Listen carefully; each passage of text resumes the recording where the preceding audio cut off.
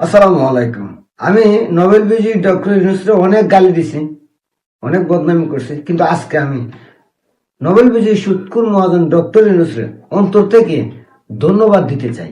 আর আমি মনে করি আমার সম্পূর্ণ কথা শোনার পর আপনারাও একবার এই নোবেল বিজয়ী ডক্টর ইউনূসকে ধন্যবাদ দিবেন। কারণ নোবেল বিজয়ী ডক্টর ইউনূস 18 মাসে আমাদেরকে দুইটা জিনিস দিয়ে গেছে। একটা হইল আমেরিকার গোলামি, আর একটা হইল আমাদেরকে চিনাইয়া গেছে শিক্ষিত আর অশিক্ষিতর মধ্যে পার্থক্য কি। আমরা সবাই জানি শিক্ষা জাতির মেরুদণ্ড, আর সেই শিক্ষার জন্য মানুষ কি না করে।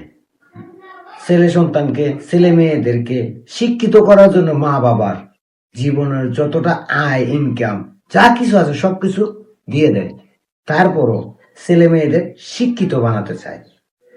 আর সেই শিক্ষা কেমন জিনিস সেটা শিখাইয়া গেছে ডক্টর ইউনূস ভাই। দেখেন, আমরা শিক্ষিত জাতি চাই, শিক্ষিত সমাজ চাই, শিক্ষিত রাষ্ট্রপতি চাই, শিক্ষিত প্রধানমন্ত্রী চাই, শিক্ষিত এমপি চাই, শিক্ষিত মন্ত্রী চাই, শিক্ষিত নেতা চাই, শিক্ষিত একটা জাতি চাই। কিন্তু সেই শিক্ষিত জাতি দিয়ে ডক্টর ইউনূস তার উপদেষ্টা মন্ডলী সাজাইছিল।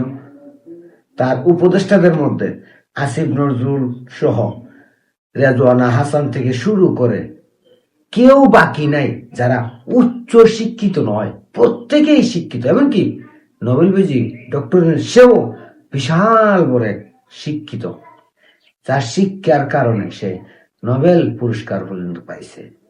সেই শিক্ষিত জাতি 18 মাস আমাদের দেশটাকে চালাইছে। আর এই দেশটাকে চালাইতে যাইয়া 18 মাসে এই বাংলাদেশটারে পুরোপুরি ধ্বংস করে দিছে। বাংলাদেশের মেরুদণ্ড ভাঙা দিছে। বাংলাদেশকে আমেরিকার মতো শকুনের হাতে তুইলা দিয়া বাংলাদেশকে গোলাম বানাইছে আমেরিকার। তাই ডক্টর ইউনূসকে আমি ধন্যবাদ দিই এই কারণে যে সে একটা জিনিস বুঝাইছে আমাদের, শিক্ষিত হলেই সে দেশপ্রেমিক হয় না, শিক্ষিত হলেই সে নেতা হতে পারে না, শিক্ষিত হলেই সে দেশ পরিচালনা করতে পারে না, সুশিক্ষিত হতে হয়। আর দুর্ভাগ্যজনক জুলাই আন্দোলনের পর আমাদের দেশটা চলে গেছিল সুশিক্ষিত নয়, কুশিক্ষিতের হাতে। যারা কুশিক্ষা লাভ করছে, যে শিক্ষা লাভ করে তারা চুরি, বাটপারি, দেশদ্রোহী, দেশ বিরোধী কাজ করা শিখছে। যে শিক্ষা অর্জনের মাধ্যমে তারা এই দেশটাকে ধ্বংস করে দিছে, যে শিক্ষার ফলে তারা এই দেশটাকে আমেরিকার মতো শকুনের গোলাম বানায় দিছে, সেই শিক্ষিতর হাতে আমাদের বৈষম্য বিরোধী ছাত্র আন্দোলনের সাধারণ শিক্ষার্থীরা, কোটা বিরোধী আন্দোলনের সাধারণ শিক্ষার্থীরা দেশটাকে তুলে দিছিল। সেই শিক্ষিতর হাতে, যে শিক্ষিতরা এই দেশটাকে ধ্বংস করছে। আমাদের কপাল খারাপ যে কোটা আন্দোলন, জুলাই আন্দোলন, তার ফলে আমাদের দেশটা সুশিক্ষিত ব্যক্তিদের হাতে যায় নাই, কুশিক্ষিত ব্যক্তিদের হাতে গেছে। যদি সুশিক্ষিত ব্যক্তিদের হাতে যাইতো তাহলে আমার মনে হয় আমাদের দেশটা আজকে আমেরিকার গোলাম হইতো না, এই দেশের অর্থনীতি ধ্বংস হইতো না, এই দেশের শত শত শিশু টিকার অভাবে মারা যাইত না, এই দেশের ব্যাংকগুলো খালি হইতো না, এই দেশের মানুষ নিরাপত্তাহীনতায় ভুগতো না, এই দেশের মানুষ আজকে খাদ্য সংকটে পড়তো না, এই দেশের তেল, গ্যাস, বিদ্যুৎ কোনো কিছুরই অভাব হইতো না, যদি এই দেশটা জুলাই আন্দোলনের পর সুশিক্ষিত ব্যক্তিদের হাতে যাইত। গেছে কুশিক্ষিত ব্যক্তিদের হাতে, যারা এই দেশটাকে 18 মাসে পুরোপুরি ধ্বংস করে দিয়া আমাদের এই দেশটাকে আরো 20 বছর পিছাইয়া দিছে। তাই ধন্যবাদ দেই ডক্টর ইউনূসকে আমাদেরকে সুশিক্ষিত আর কুশিক্ষিতর মধ্যে পার্থক্যটা কি এটা বোঝানোর জন্য।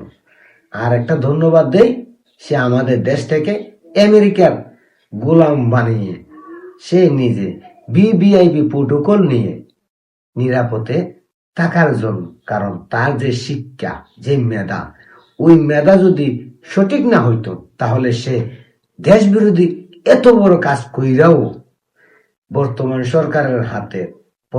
সরকারের কাছ থেকে বিবিআইপি প্রোটোকল নিতে পারতো না।